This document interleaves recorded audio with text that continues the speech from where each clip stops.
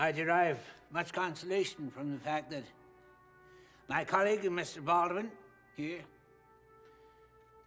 has argued the case in so able and so complete a manner as to leave me scarcely anything to say. However, why are we here? How is it that a simple, plain property issue should now find itself so ennobled as to be argued before the Supreme Court of the United States of America? I mean, do we fear the lower courts, which found for us easily, somehow missed the truth? Is that it? Or is it rather our great and consuming fear of civil war that has allowed us to heap symbolism upon a simple case that never asked for it, and now would have us disregard truth, even as it stands before us, tall and proud as a mountain? The truth, in truth, has been driven from this case like a slave, flogged from court to court, wretched and destitute. And not by any great legal acumen on the part of the opposition, I might add, but through the long, powerful arm of the executive office. Yea, this is no mere property case, gentlemen. I put it to you thus: this is the most important case ever come before this court. Because what it in fact concerns is the very nature of man. Now, these are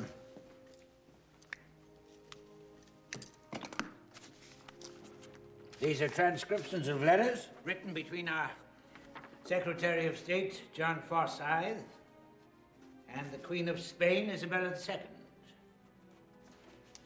I ask that you accept their perusal as part of your deliberations. Thank you, sir. I would not touch on them now, except to notice a curious phrase, which is much repeated. The Queen again and again refers to our incompetent courts. Now, what, I wonder, would be more to her liking? Eh? A court that finds against the Africans? Well, I think not.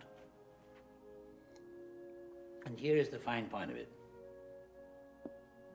What Her Majesty wants is a court that behaves just like her courts.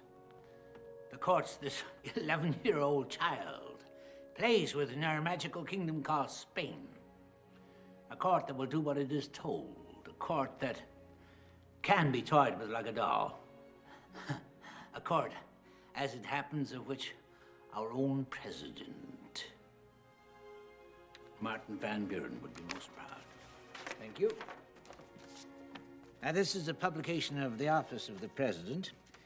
It's called the Executive Review. And I'm sure you all read it.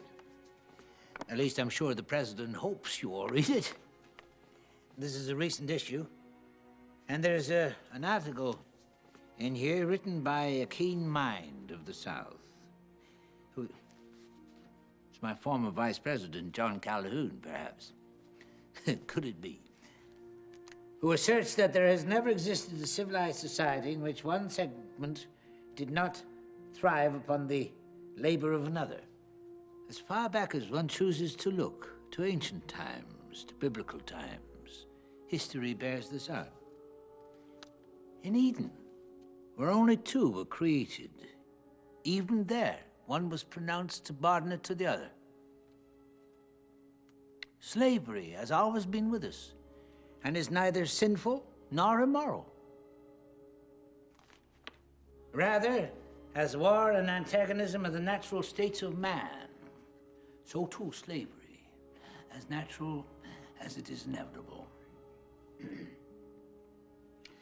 Well, gentlemen, I must say I differ with the keen minds of the South and with our president, who apparently shares their views, offering that the natural state of mankind is instead, and I know this is a controversial idea, is freedom.